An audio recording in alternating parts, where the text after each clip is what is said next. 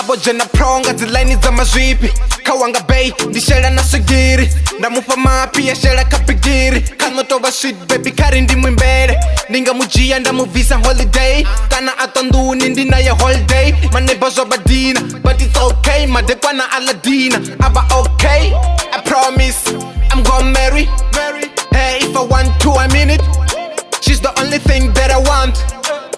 in my life and I mean it Ikoribu warufuno sweet nana Kafe mirumba, enshi nagatara Sweet nana, dilibu warufuno Musindi na ene ndi mufila sarufu Uya mfuna, nane ndi mufuna Rufuno rune rwawaon Duluhurone, duluhurone,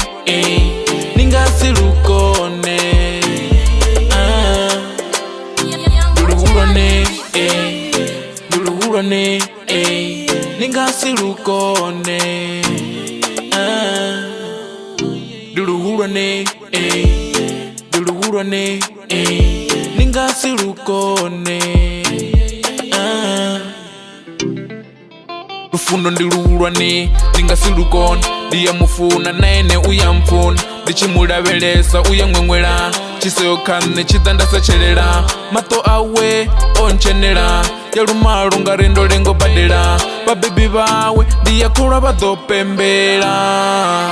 Pezi ndi matomo zingwe zikaditebela Asongo chuwa ndore ndito musevela Ka ene atitodhi mitodzi ichiyelela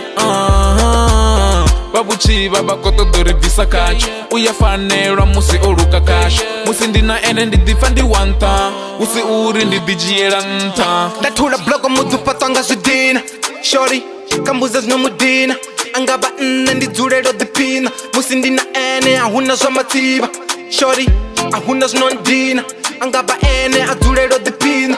Ngalufuno lunenda munekeza Shorty uyasitima Uyamfuna, nane ndi mufuna Rufuno rune rwawaon